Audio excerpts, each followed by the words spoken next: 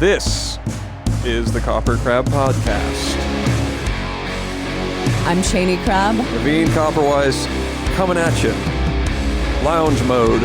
Make sure to like and subscribe, to all of our stuff. And if you guys want to pick up a shirt, we've got them at kopercrabb.bigcartel.com. Leave a comment. Whatever else you do with a podcast. This song is starting to remind me of being buzzed. You know what I mean? I haven't gotten that feeling, but I know I can see why. No, just now I got some nostalgia from it. Really? From all those intoxicated episodes that we've done. Yeah, we've done quite a few. Oh. Next weekend will be 2 months since I've had a drink. Wow. How does it feel? Feels pretty normal, honestly. Yeah. Pretty not that big of a deal for me. Totally. I'm seeing how long I can go without drinking. For those of you who don't know, but it's not like an official challenge or anything. No, but I think it's a good thing to do every so often. Not that you ever had a problem with drinking, but just anything that you do a lot, it's good to take a break every so often. Like when you catch yourself starting to really look, fuck, dude, Pappy is all over my leg. When you start, we named our cat Pappy too, by the way. No, we named him Seagull. I named him Pappy because we were watching that heist show about heists, and one of them was about liquor.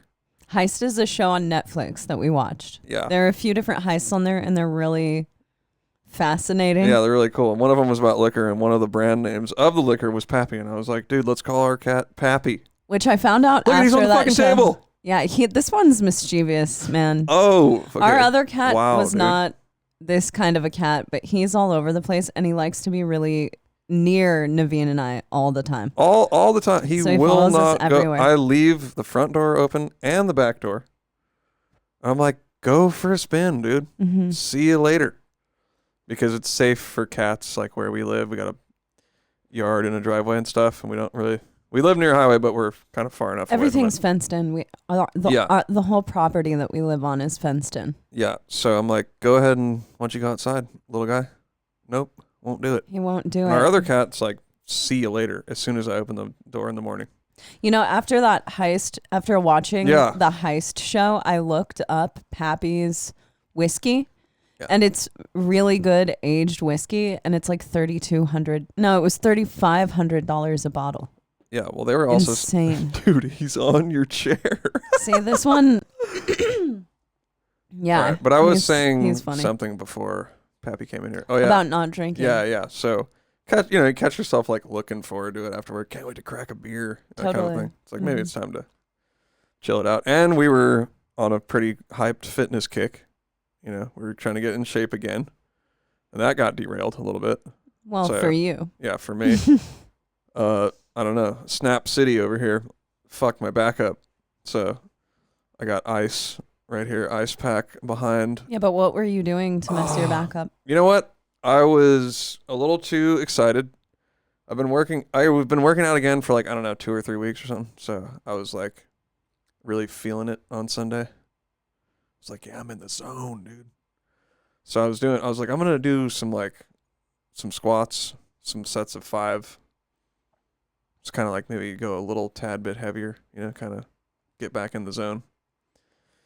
And I did the first set, felt great. Did 5. I was like, this is awesome, feeling good. I'm going to keep going.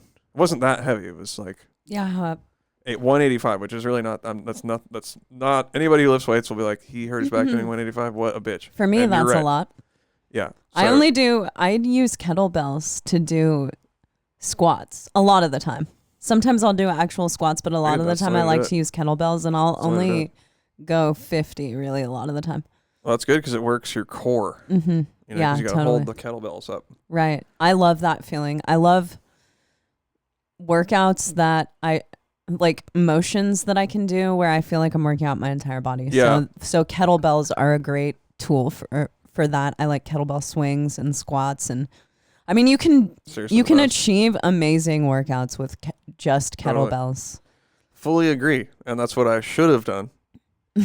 But I was anyway. So I'm like, all right, second set, do a rep, go down to the second, and then second rep, go down, I think what I did was I just like I'm not really used to squatting. I haven't really squatted in that long. Yeah. Like probably a year or something. Mm-hmm. And I think I just kind of relaxed at the bottom. Totally. And it was just like Snap City, snapped my lower back. That's your favorite thing to say about it, Snap City. Yeah. Total gym fail. So embarrassed. That's the worst part about getting hurt in the gym is I like dropped it, and it kind of like made a crashing sound. And it's like, oh, you all right, dude? And I'm like, I am good. No problem. Oh, I had just left the weight room. Yeah. Or maybe I was in there and I didn't hear it happen, but I was on like I don't know what it's called, inverted squat machine. The leg press. The leg press. Yeah. And it's facing the squat. We like just area. got there. We just got there. Yeah, we had just got there. And I'm like, Jenny, fuck my back up. I got to go. Yeah. And you're like, really? And what's embarrassing about that, on top of that, is like, I kind of made not a scene, but I had the guy who worked there like help me fix my app so he could check me in. So I know he's like, I'm on his mind, fresh on his mind, right? That guy who I had to help just now. So it's like walking out of the gym like 10, 15 minutes after you get there. Yeah. It's kind of like, I was like, okay, that guy is going to be like, why is this guy leaving 15 minutes after I think about that here? Sometimes too when I go to the gym and just go into the sauna for a while, and I'll leave, all like I'll be sweating dramatically. And it's like, when I choose to take a shower at home. Right. And it's like I've only been there for 45 minutes. It looks a little pathetic. And they're like, dang, she was really hurting. But I don't think they actually pay attention to who comes in. I don't either. Because then I was like, all right, well, I just got to go. Fuck it. And they obviously didn't say anything. You got to sneak out while but someone's I got not the at feeling front that he desk. was like, all right, he's going to get something out of his car. Okay, but if they notice that you're leaving to get something out of your car, then why do they say goodbye if you are going to get something out of your car, and then they greet you like they've never seen you before when you walk in 30 seconds and then later? I do another awkward thing there. Yeah. Is when they're like, all right, oh, hey, have a good day, man, right? I'll be like, oh, no, I'm just going to get something out of my car. As if it matters. It doesn't matter. As if it fucking matters. They don't care. Like, cool, dude, thanks for letting me know. Cool. But what's Navene, the etiquette there? What are you supposed to do? Say, oh yeah, see you later, and then you show up with your stuff? I just prefer That's to go. weird. I do one of these. I flip them. Yep, chill, bro. I think because I'll like keep my headphones in. Right. I don't actually want them to talk to me. Let's eliminate that from entering and exiting every place of business. Don't speak to me unless you've been spoken to. Damn. All right. So I mean, come on. Okay. Well, then I like that because then I would say hi every time, and then they'd say hi. Me too. I like to initiate the hi. But in the event that you need to get something out of your car, it's not I don't awkward. need help. I don't need help to check into 24-hour fitness. I don't need a smile. I like the smile and the hi. All right. Well, I mean, I need the hi. If they don't say hi, I'm like, they couldn't say. Maybe hi it's to more me the bye that I don't like. The hi I really like. It's the bye that I don't like because you get in awkward positions with the bye. Like they'll be talking to someone at the desk and you'll be anticipating the bye and you'll like, sort of, what? You don't know what to do. Is this like social anxiety problems? Is that what this is called? People who have social anxiety? Yeah, I think that a lot of people just have a little bit of social anxiety. There's a little bit there. Like, everyone, right. I mean, aren't like 70 to 80% of people, aren't they questioning? I mean, do you want to run into someone that you know from like when you were a child and have small talk with them? I don't know. I mean, that's kind of funny because that a couple days before that, I did see somebody that I know, like, not really well, but like an acquaintance level high. Yeah. Like, and I saw him and he saw me and I was like, I threw him metal horns and he just kind of waved me back. And that was it. No stop and chat. That's cool. Yeah, it was impressive. What if you recognize someone and they don't recognize you and then it's... That's another thing that kind of gets on my nerves. Because I'm like, I'm not trying to brag, but it's like, I've seen a lot of people, and I remember you. I know. What's going on there? Yeah. I totally feel the same way. If I see someone who I've seen multiple times in my life, and I remember them, but they don't remember me, it's like, dude, I've toured. I'll meet like 100 people sometimes in a day. Maybe it's some sort of like and I remember you. Where you remember a lot of faces. Like you're good at that. Yeah, it's called someone who. No, I mean, you know what? I think that actually is a range. There are ranges of who you can and can't remember. Sometimes I can't remember names, but I remember the face really well. No, that happens to me a lot. I can't remember people's names, but it's not like a hack, but it's just a weird thing, and I don't know why it is. But if someone directly tells me their name, I'm forgetting it almost, I'd say 85% of the time. Yeah. Maybe 90. Mm-hmm. Maybe 95. Between 85 and 95. That's just, hey, I'm so-and-so. I'm just kind of waiting to say my name. Making sure my name's Navene. Don't screw this up. Say your name. Yeah. And then if I hear someone else call the person, like, hey, Mike, it's someone else, and I hear it, I'll never forget their name. Wow. That's incredible. So that's what I do on tour. I just kind of lurk about and I listen to people talking to each other. And then, I don't know, maybe it's the timbre. Yeah, that's interesting. Before I did extensive touring, I swore that I wouldn't be the type of person who forgot people. Yeah. Because I'm pretty damn good at remembering people that I meet. You're exceptionally good at it. I really remember almost everyone. Yeah, it's impressive. It's a Midwest thing. Yeah, I think so. But I have forgotten some people sometimes. It's terrible. And it feels really awful. I know. I don't. So do you say like, hey, I don't remember when we met. What was your name again? Or do you? Because I do detective, where I'm like, oh, what up, dog? And then really? I just kind of deductive reasoning. I'm like, all right, I got this, and it comes back to me usually. And this is not that often. So anybody listening who is my acquaintance, don't be mad at me. Oh, totally. I tell the truth. I don't know if you're saying you don't tell the truth, but I don't. But I'm thinking it might be better to go ahead and come clean, dude. No, I tell the truth. I'm like, I remember your face. I remember meeting you, but what is your name again? There you go. I do that. I think it's a little more honest. I think that's a much better way to go. It just is purely honest. Much better way because to go. I do remember faces. Okay, now what do you do when somebody is texting you and you don't have the number saved and you don't know who it is? I say, hey, who is this? I lost my contacts, or who is like this? Right off the bat, you're doing that. Hey, who this? Who is this? Damn. You kind of feel it out, right? No, I never say who's this. Because I've only had one phone number, and I tell people that a lot. I'm like, I've had the same phone number since So it's like, well, then he's got his contacts, But new phone. I think they carry over. Yeah, you can't always do that. There are a lot of numbers that do not carry over. And if I haven't saved your number, then there's a reason why it's not. I just forget It's not because I hate you. It's just because, sometimes people will text me. Like, if I'm out at a bar, and I'm like, hey, text me and tell me your name. And then the next, and then I like lose track. I don't check it right away or something like that. Then I'll lose it in the. Right. Yeah. So my go-to is check out what we've texted before. Well, yeah, that too. That's the easiest way to tell. But that's not always there. It's not always available. Sometimes it's been 2 years and you got a new phone or whatever. Right. Yeah. So one time I was like, it's always worked for me. I'm like, it's like, what up, man? Hey, Navene, what's going on? I'm like, oh, what up, dude? How's it going? What's up? And then I can just 3 or 4 texts. I'm like, okay, I know who this is. It's a vibe. Sure. Yeah, I got this. But I remember one time I was doing that, and I got 10, 20 texts deep, and this conversation started getting a little more specific. Yeah. And I was like, look, man, I got to come clean.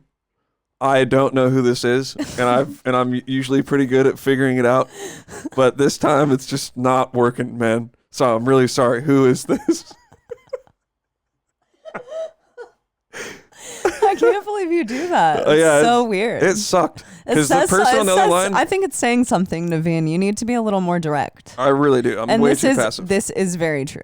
You need to be more direct. You're not a very direct person. You're so right, dude. I tell you, right. This isn't the first time I've said this to you. 100% right. You get really nervous when you have to be direct with someone. I don't like it. I don't like it. Unless I'm really mad, then it's all good. Because I only have 2 emotions. I only have happy and mad. Sometimes when you get mad, though, I'm glad that you ask me for advice before you send texts. I'm like, should I send this? Should I send this right now? Well, I'm just thinking of a time. Don't get too specific. I'm not going to get specific. I don't know who's listening to We this. both know what I'm talking about, though. You were going to make a really drastic decision really quickly. Well, I do that all the time. But I think that, well, Quit huge no, you bands, don't. etc. Yeah, but I don't think that any of those things have been drastic. Give stuff up. That's because I'm not like super attached to everything. So I'll just be like, whatever, fuck it. You think things out before you do them. But I'm just saying that, that's giving me sometimes way more credit than I deserve. I don't think things out that much. But anyway. But yeah, I should work on being more direct. And also, I've been playing sort of a funny gag on Cheney, and that is I looked up a list of logical fallacies. Yeah, this is a really funny. Arguing this is a funny gag. Tactics, you. For those who don't know, I had heard that term, right? But for those who don't know, it's identifying these points that people make in your argument. And what is it? Like, it's a debating tactic, right? Yeah, it can be used in debate and, just in almost any like collegiate thing that you could go into, I could see where these would be used. Yeah. Like logical fallacies are... I personally learned them in my first or second year English course in college. Yeah. So, yeah, there's ones where it's like ad hominem, ad hominem, which is like isn't you sort of attack. Wait, isn't a homonym? Homonym. Isn't there like a food called a homonym? Homonym? No, it's hominy. Oh, hominy. Hominy. That sounds familiar. So ad hominem is when you attack the person's character. You try to kind of break them down.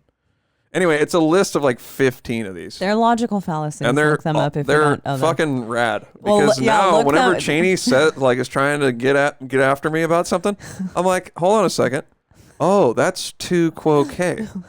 You're calling me a hypocrite. That does not invalidate my point according to this list. So if you want to be the most annoying person that you know. Yeah, well, I mean, to be fair, I know about logical fallacies and I never pull them out on you. Exactly. So you've had the schooling. You've already known about this stuff. And you've been like, oh, Navene, he's unschooled. Right? There are two people. So hold on. So I can get away with doing all these faux pas, these logical fallacies, and Navene won't even know. Dude, that's what you've been up to. And now I'm on to you. Well, there are two people who I don't want to know about logical fallacies, and they're you and your dad. Yeah, true that. True that. I think I would be surprised. I'm sure he knows about them. I'm surprised he doesn't pull them out more. He does. I think there's certain ones that a lot of people know, like they're really obvious. Yeah. Like the ad hominem one is hominem one. I can't say that. Hominem. Mm-hmm. That one's pretty obvious. It's like when you attack someone's character. Circular logic is logic that comes from itself, right? There's just ones that people say a lot. Well, I think that everyone is very... Well, I don't want to say everyone, but I think that a lot of people are also just aware that these are debate tactics that don't work. And that they don't work. And you want to explain why they don't work, but you don't have the correct vocabulary to explain why. So like a slippery slope, you don't know. The slippery slope fallacy. That's if you don't know what the slippery slope fallacy is, then you can't explain it. Therefore, you can't really call someone out on it, even though you know that what they're doing is a false way of arguing. Right. And I bet every argument that I've had has consisted of strictly logical fallacies up until now. So now I can't even argue because I'm just like, well, anything I can. Yeah, I think it brings it to a point where you can't really argue because what they want you to do is only cite facts. Yeah, well, no, it's not that you can't argue. It's that it incites proper debate. Yeah, non-emotional debate. So if you're a lawyer, you can't go into the courtroom and say, oh, but because of this, the person, or like, you can't. Oh, I actually got them pulled up here. So. Straw man argument. Yeah, straw man. Everyone knows straw man. So, yeah, you can't come in there and be like, oh, the senator thinks we can solve all our ecological problems by driving a Prius. That's the example. Yeah, so it's oversimplifying, making up the person's... With the straw man argument, someone attacks a position the opponent doesn't really hold. Yeah, so you can't... So that's basically every argument that I've ever been involved in. Or it's in debate. Like, you want people to... When you fight you don't want it to be a fight. A debate is actually like a proper form of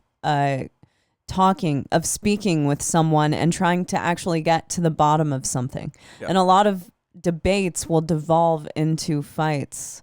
Right. And we see it happen on the internet constantly. Yeah. I mean, you can go onto any, CNN article or whatever, and you can see every logical fallacy that there is just repeated over and over. Yeah, and exactly. That is a part of why people get so angry with each other and can't see eye to eye, because you can't like call someone an idiot. Right. That's not a way of debating. You need to tactfully. Yeah. Like speak you can't, with them. Yeah, because if you shoot in, it's basically trying to remove all of your emotions and opinions. There we go. That's really what it is. So, because that's when people get really mad, and because anger is an emotion, obviously. So that's when people get really mad. That's when they want to name calling, blah blah blah. But if you are trying to remove that stuff, then you can have a good argument. There we go. But I do the opposite. So I'm doing another logical fallacy that doesn't exist yet. I made my own up, and that's pointing out only logical fallacies in someone's argument and never actually arguing. That's the Copperwise fallacy. Navene just made it up within 48 hours of finding out what logical fallacies are. Yeah. Of course. Never actually argue. Just point out their logical fallacies. That's it. That's all I do. That's amazing. So I'm gonna work hard to just like learn all these, to be honest with you, because it's kind of amazing. It also makes you a more skillful debater. Yeah, exactly. To know them. I mean, it's like learning like a martial art. It's like you want to know how to fight really good, but you can't just flail your arms around like a madman. You got to identify what type of fighting are you going to do, what kind of threats are going to come your way. You get it into it's just learning, I guess is what it's called. Yeah. But formal learning. Yeah. Which isn't my thing, obviously. But anyway, that's, I guess everyone's up to date on the talk of the day. But English. On a not so light note, we learned today that Joey Jordison has passed away. Yeah. So that was sort of a bummer. We usually shoot the podcast on Sundays, but this week we decided to shoot, we just decided to shoot on Tuesday night. So we're shooting this. Yeah, waiting till the last minute, basically. Yeah. Well, and Navene hurt his back. So, you've been a little like laid out. But it honestly would feel strange to have a podcast coming out tomorrow without talking about this. Of course. Because Slipknot, I feel like, well, with Joey Jordison, I just, I'm bummed.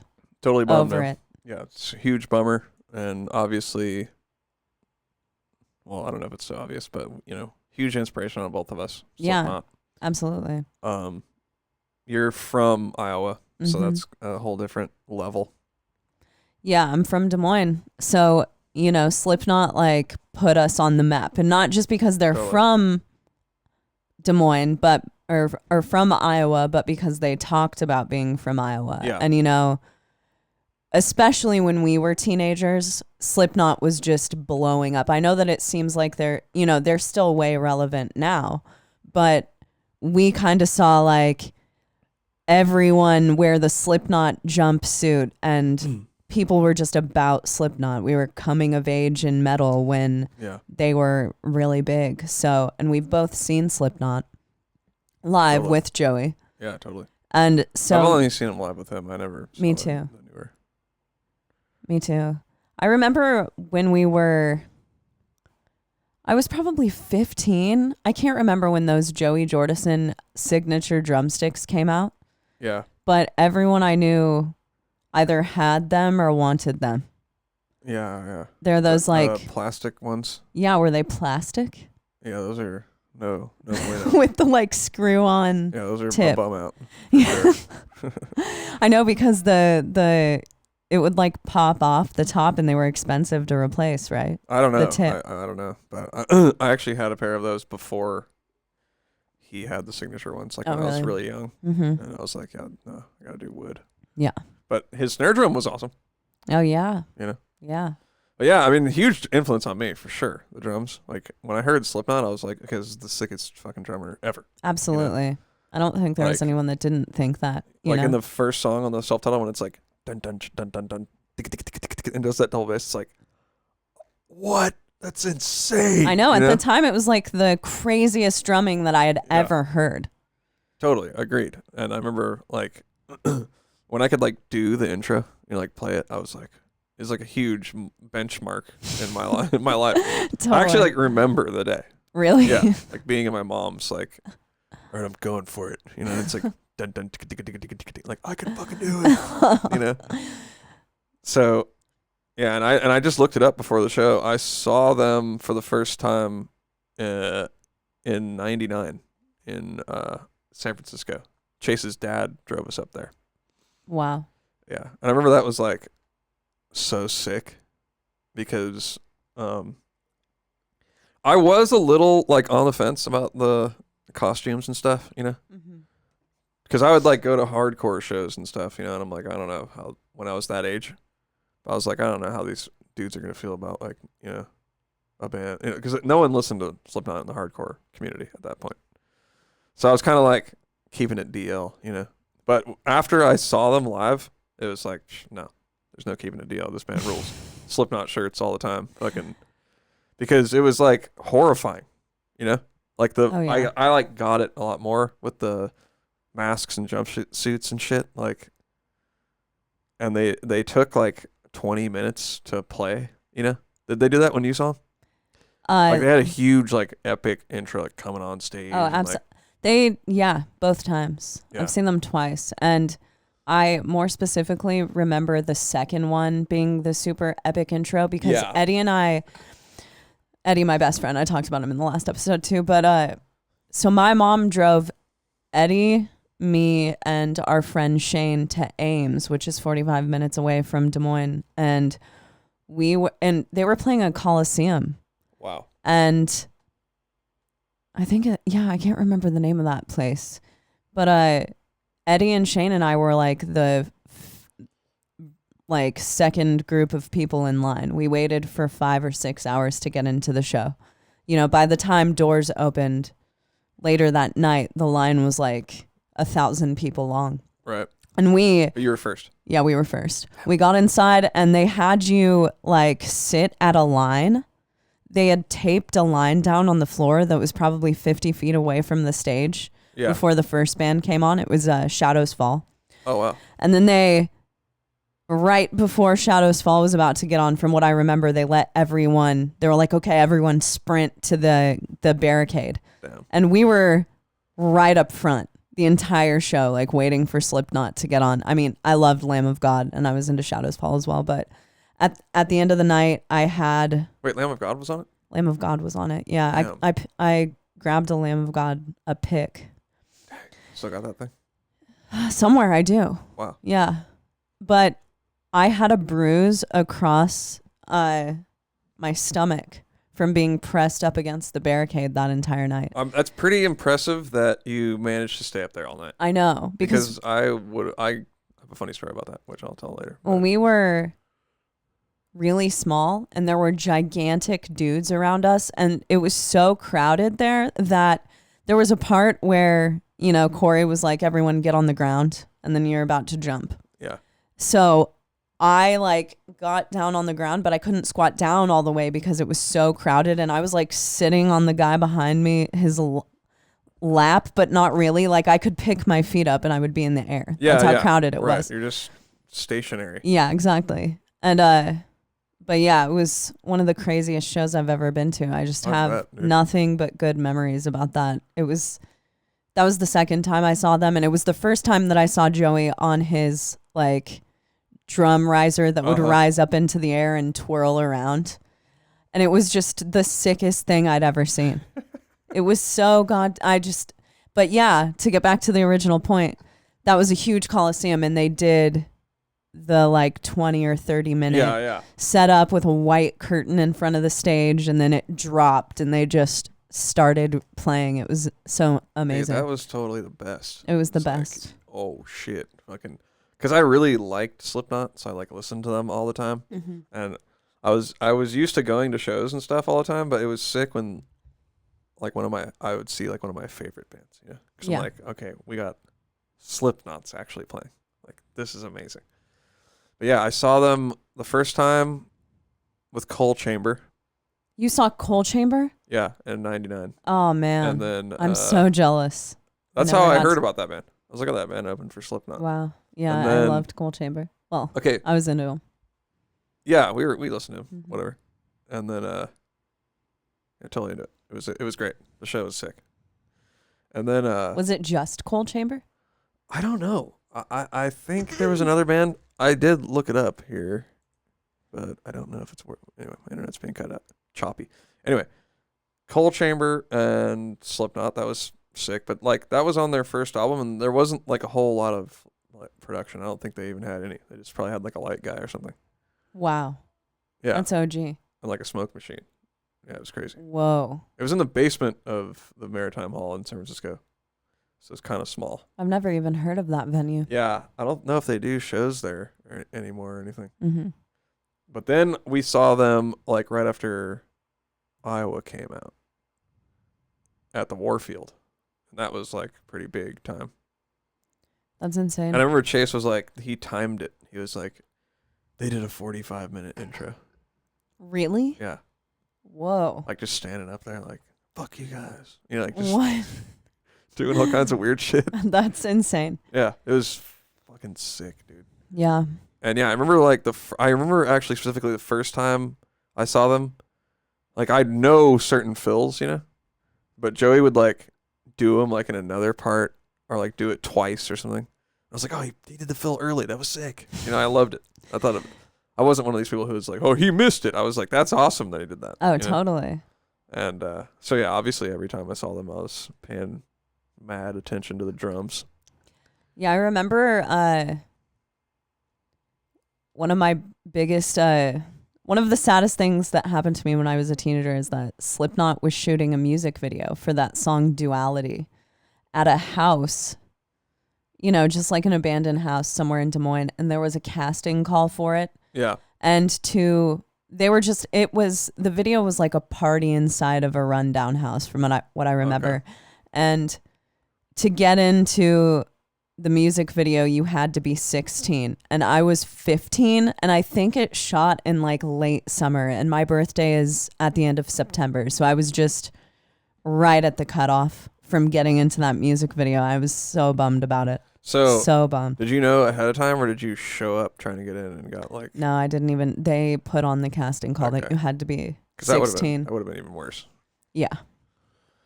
Dang. So you're not immortalized in that Slipknot video. No, I wish I was. That's a bummer. I heard after my friend, who was far more underage than I was, just like somehow got into the shoot.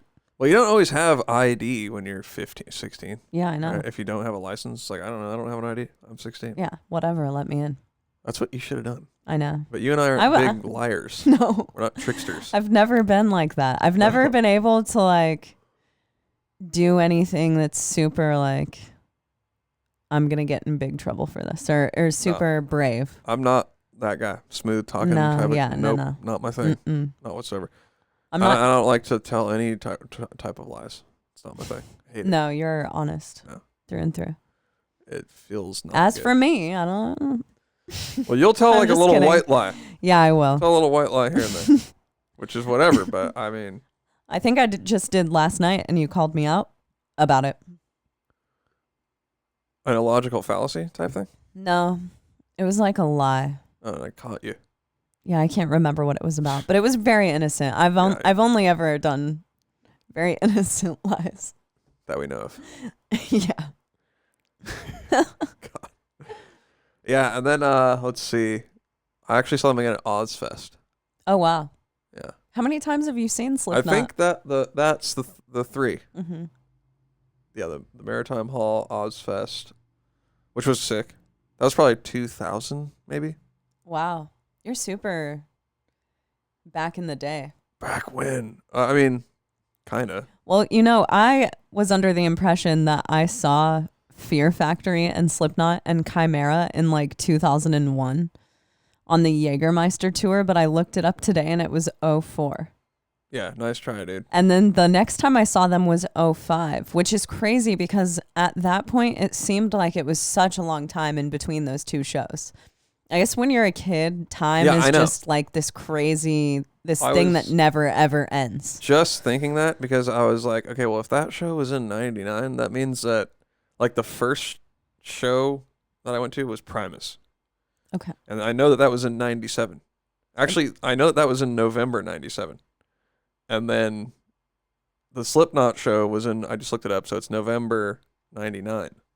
And I'm thinking those two shows don't seem like in the same decade. Yeah, it's like so different. You know, I was like little, I was little on both shows, but it's just like I didn't know like anything at the Primus show. Yeah. And by the time I'm at the Slipknot show, I'm like fully into metal. You know, I've been playing drums a couple years. I'm like, I had a double bass pedal. Primus was your first show that you ever went to?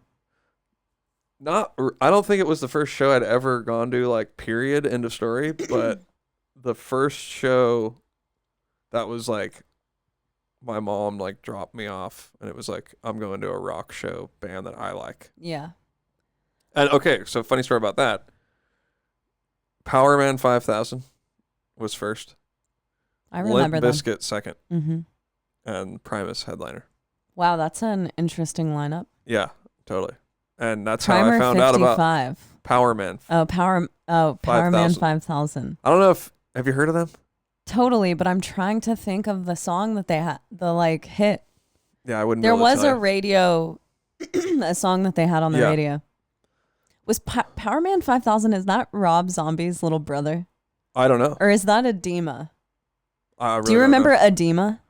I know the name, but okay, yeah. It's of me. Yeah, that kind of thing. I'll get inside you. Sometimes I only. Is that them? No, I don't think so. Edema. That's Edema. Yeah. When we were young and stupid. Dude, that's totally Edema. So yeah, that's not. I just sang the whole song. No, what's Power Man 5000? I don't know. I don't know. I didn't really listen to him. I know. Shit. But I wish I could remember. I did get into Limp Bizkit after that. Oh, yeah. Because I was like, dang, that band was kind of sick. You know, and it was when their first album was out. Yeah. So we jammed to that for sure. I never fully got into them. Yeah, I liked that one and the one after that. I just liked, there were some songs, but I don't know that I was like ever super. Not a super Limp Bizkit fan. Bizkin. I was into it, dude. And they are killer, and they were super killer when we saw them in Mexico. Oh, they were super cool, they killer. Ripped it. But you're older than me, so. That's true. They were my favorite band at that Mexican show that we played. Mine too. At Mexican Fest. That was the best. Live. One of the best days of my life. Oh, that was so great. Yeah. Being carted around and stuff. And Mexico is just so awesome. Oh my. The cool thing is that we got, I wish that we would have stayed a little longer, but we did get a chill there for a day before the festival. And it was so cool being in downtown Mexico City. Really cool. Going to like the most amazing restaurant right across the street from our hotel. Totally. Meeting Alice Cooper's crew. I think it's crew's brother. Something who had flown in and told us a bunch of stories. Far removed. Yeah. But and sitting at the pool. Yeah, but Limp Bizkit played that, and that was really. You know what I love doing at places like that, or like when we get to go places like that, is like doing something cool, like ordering room service, which we got to do that night. Do that? Yeah, we did that? Okay. Yeah, we ordered room service in that spot that night. Yeah. See, that's like for us, that's like the best thing that can happen in our lives. Yeah. It's like we got room service. Like I ordered a waffle or whatever. Totally. We don't want much. We've got simple needs here. Yeah. Easily amused. Totally. I guess let's see. Back to Slipknot. That is. Honestly. Yeah, that's the. And then I saw them at Ozzfest, which was pretty sick, and that was like Hatebreed like opened dead first on the second stage. Whoa. Was that the year that, do you remember Battle for Ozzfest, that television show? Shit, I don't know. It might have been before that. I mean, that might have been before what I went to. Okay. But do you remember the show? Oh, totally. The television show? A few years ago, I went back and watched it on YouTube, and I was like imagining, like me and a bunch of my friends being the people on that show. You know? Totally. Damn. Was it awesome watching it? It's pretty cool, dude. I mean, it's pretty cool. The band that won, I think, was called Mantis. Okay. Isn't that how... Manntis? But yeah, that's how... there's a popular band who... That's how they got known. Yeah. Was it like a Dozen Furies? I think they were called a Dozen Furies. Hold up. Oh, that's not the band I'm thinking of, but... Battle for... Oh, what? It could have been that. We're really aging ourselves. Yeah, we suck. No, we know how. But I know that there's some bands that made it off there that are still... We're supposed to be like in like a formal metal podcast. Yeah. And we're supposed to like know about metal. I feel like we know. And we don't know fucking... Yeah, okay. A Dozen Furies was the winner. There you go. See, Cheney knows what's up. I can't believe I knew that. Boom. There it is. I know some shit though, I guess. Are there any other bands? Mantis was second in line. Mantis Toboggan. It's always the opening theme was Progenies of the Great Apocalypse by Dimmu. Maybe that's why I love that song so much. Is that dun dun dun dun? Yeah. Dun dun. Yeah. Dun, dun, dun, dun. Okay, Yeah. It's funny. Pretty much, like I said, everything. I don't know if I've said this before or not, but everything that I'm into, you're into like the one that's just after that. Yeah, that's true. Because I was into CKY, those videos. CKY2K, the intro was Demi Borgir. Mm-hmm. But it was a song that's like... yeah, okay, but this is the thing that it's not going to work on. Because I actually knew about that Dimmu record because that song... Puritanical. Was on the Metal for the Masses. Oh. Sampler that I picked up from Hot Topic. Okay. Boom. And also Martyr AD, American Hollow was on that, and also Meshuggah. And because of that, I knew about Meshuggah way before Meshuggah was cool. I should have brought that up a while ago. I remember sitting I was like, okay, so I was in this musical called Fiddler on the Roof. I remember sitting backstage of doing that musical in my middle school, listening to Meshuggah, Rational Gaze, because it was like number 12 on that. Damn. On that Metal for the Masses that I picked up because Lacuna Coil was on it. That's pretty amazing. Like this little middle school girl, just all metaled out. Yeah. Did you look metal at that point? I think I was in 8th grade. 8th grade is when it took a dark turn. For me. Well, that's when people started getting worried. Oh, okay. Like, Cheney's a Satanist. That's when I was like wearing like an Aussie shirt that said hell on it. He was like holding up a sign that said hell. Damn. Rebellious face. Yeah, I was getting really rebellious. That's when I decided not to get confirmed. Dang. To the church. And it's all been... That's when I left confirmation. I'm not joking either. I remember dreading my hair, like with hairspray to go to church, dude, because I had to go. Okay, so I went to church with my grandma. I didn't go with my parents. Yeah. And my grandmother lived in this town called Indianola. She still does. She'll probably be listening to this, I hope. No, she's not going to be. But I don't think we've dropped any swear words. I went to church with my grandmother, and I was going to like Wednesday night confirmation classes in a very small town. I'm from Des Moines, which is a city, but I was going to this in a very small town. And like I would show up in my Aussie hell shirts and like just be trying to cause havoc. You know, I was feeling rebellious and I didn't agree with what they were teaching me, basically. Right. When I was 13. Yeah, you're like, I'll show these guys. So that's, because I was discovering metal. And I was like, you know, fuck the system. Anarchy. Well, that's how it is when you discover heavy music, you know? You're like, I'm tapped into something that you guys have no idea. Okay? Yeah. You're such squares compared to me. Okay? Right. I know everything. Yeah. You don't know anything. Let me go get some fucking trip pants from Hot Topic. Like if you heard and my goth music, my way out of here. like what I listen to is so crazy that if you heard it, you wouldn't even know it was music. You know, that's how I felt. Me too. And I was listening to like LD50. You know. And now it's like classic rock. It like is classic rock, technically. Totally. Highly regarded. Yeah. So okay. So what happened when you showed up and all that? The devil's gear. I just think they were probably, you know. Like kids will be kids. Really, I can't remember what happened. I just remember sitting there and like feeling like I was sitting in like the church pew. Yeah. And I was just like, fuck this place. Listening to what you know, I was just like, fuck this. And that's all I really remember. I don't really remember their reaction, but I'm just saying. Kind of remember like how it felt and stuff. Exactly. Totally. Yeah, I had a couple Slipknot shirts. A couple of badass ones. That now that I think about it, probably would be worth money. Yeah. Because they were definitely Blue Grape. Oh, really? Definitely. Dang. Because I remember ordering them off of Blue Grape. Yeah. Can I also say, just to end that story, that I've become far more neutral as an adult. I don't feel, I'm very... For clarification, she's not still going to church all mad. I don't, I... Expanded her horizons. Quite a bit. Yeah. Quite a bit. We all have. Yeah. Now we're like the opposite. We're like... Very There's a meme peaceful. of like this. I don't want to stick out. Around. I don't want to stick out. I do still like wearing black. Yeah. I remember that was a thing.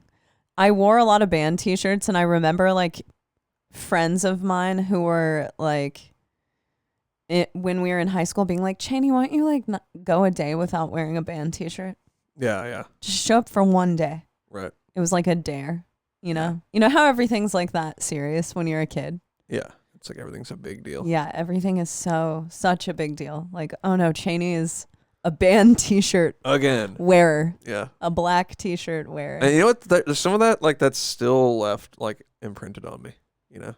Yeah. I'll be like, can I wear this band shirt to work? And then it's like, I get there and 0 people are even going to look at my shirt. Absolutely. They're like, all right, Navene, you're here? Okay, cool. Your stuff's over there for you to install. To be fair, if you showed up with the puritanical cover on your shirt, they might say something. I wanted to get that Cannibal Corpse. I wanted to get the cover, uncensored as a shirt.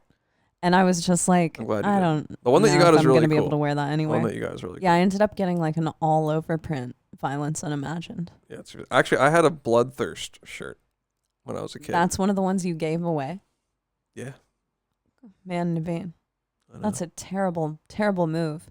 I probably would have worn all of your shirts. I had some shirts. When I moved to LA, I kind of just did a NK don't care. And I didn't necessarily give them all away, but I let them all go for a ridiculously low number. How much? It was probably like, I don't know, $150 or something. Whoa. Because there was a guy who sold at the flea market, like a metal guy. You know, and I was like, hey, I have like, I'm moving and I don't want all these shirts. Oh, man. And he was like, so stoked, like trying to do it all quick so I don't like change my mind. You know what I mean? Of course, because he turned around and made like $1,000 off of your shirts. I know. So that's my one. Probably more, depending on the shirt and how long he hung onto it for. Probably didn't hang on to him very long, but I guess if I have a regret, that would be one of them. Yeah. I still have some of them. I didn't like give every single one away, but I was like, I'll just keep the ones that I actually wear. You know, so not that many. My regret is I used to have a thing where I would cut every band shirt, chop every band shirt, and I did it to some really important shirts, like the Necrophagist hoodie. Yeah, you fucked that up. Oh my God. And there are like some Converge shirts. I did it too. Yeah. I have a Light This City shirt that's like hanging by a thread in my closet. That's the classic Cheney shirt. That's iconic to me. Yeah, I don't wear shirts like that anymore, but that's true. And I'm really regretting a lot of the. Maybe you should bring it back. A lot of the chopping I did. If you did that, we might be a bigger band because that'd be like your little trademark. My little gimmick. Yeah, then we could sell shirts that you do that too. You don't ever wear them like that ever? Never. No, I don't like it. I just grew out of it. I like wearing actual band t-shirts, and I'm kind of into oversized t-shirts. Yeah, me too. I'm like, so that's the thing. So even if I did have my old collection, they were like smalls and mediums. It's like I can't wear a medium now at all. Totally. Like I think of myself as a small guy, but this is a large. So larges are fitted, and if I want it kind of baggy mode, I got to get an XL. Yeah, those are band shirts though, to me, are kind of a mark of your past. Yeah, and that is something that I really will want to look back on someday and just, take a walk down memory lane. Yeah, it's almost like a photo album. And it's also like I got them at show. It wasn't, now I've got a pretty cool shirt collection now, but a lot of them I just ordered online. Yeah, man. They don't have like I toured with this band and got the shirt. I do that. Went and saw this band. I bought it. I didn't order shirts hardly ever. I do make a point to now I grab a shirt from every band that we go on tour with. Yeah. But back in the day, I mean, now you can order everything on the internet, like you were just saying. And back in the day, that was not possible. You were getting T-shirts of the bands that we liked at shows, and that's it. Or you could get, I don't know, Metal Hammer magazine if you were lucky, or like a smaller metal magazine. And I remember there being places that you could send money to in the back of the magazine, like a label or something you could buy stuff from. But I never did that. I did it a couple times. Really? It was like a mail order. A mail order, yeah. Some bands had it. I don't know how you got to see what shirts they had. I have no idea. Anyway, somehow I did it a couple times, but it would take months. Yeah, that too. I remember when eBay was a relatively new thing, it would take a long time to get stuff from eBay. And that is something that still has an impact on me. I expect if I order something off of eBay, I'm like, okay, I'm going to get this in 6 months. Get it when I get it. Yeah. Yeah, totally. Never getting that. Well, now it's kind of the equivalent of when I order stuff from Europe, because I have a few vinyls and shirts from Europe. And I just order it, and I'm like, you know what? One day I'll get it, and it'll be cool when it gets here. And I kind of like that. I have 7 vinyls that I'm waiting on right now. See, what you can do with vinyl pre-orders, it's a little future gift to yourself. There you go. So I've pre-ordered a bunch of vinyl, and eventually I'm just going to forget that I ordered it. Yeah, and then it just shows up. And then it'll show up, and I'll be celebrating and listen to the vinyl. Totally. Throw it on, take a picture of it, put it in my Instagram story. Another thing is Depop. I've been discovering Depop. Yeah. So I've been looking up all the old bands that I used to like, and I'm seeing merch on there. That's awesome. And I'm like, damn. Yeah, Depop is sick. I got my finger on the trigger, but that, like I said, it's still not the same. It's like, oh, I bought this used shirt off of Depop, but no one has to know. Right. Because I'm old enough to just lie. I've also thought that it would be fun to have your own band T-shirt store on the internet. Yeah, totally. No, I want to do that. We have. You did give away a lot of your shirts, but we have a ton of metal shirts. I know, but it's my regret is selling them. So I don't want to sell them all again. And then now I got my second regret. There are honestly some that I could part with. Yeah. I'd be okay saying goodbye to some of them. Oh, well, how about this? Here's something that I've thought of. It's when people are addicted to drugs, they deal drugs just to get drugs. Exactly. Do that with the shirts. Yes. So if I sell one of my precious shirts, well, then I got to buy another one. Right. Or 2 maybe, because I got so much money for it. There's this really sick shirt swapping spot on Facebook called OG Metal and Hardcore. OG Metalcore and Hardcore. Dude, I've been hella in there. That checking group shit rules. out. Yeah. That group is awesome. So a problem with that is that a lot of people they don't really want to get rid of it, and they'll just put it up for weird trades they're looking for. Yeah. And I'm like, dude, I don't have that. I totally have this. Yeah.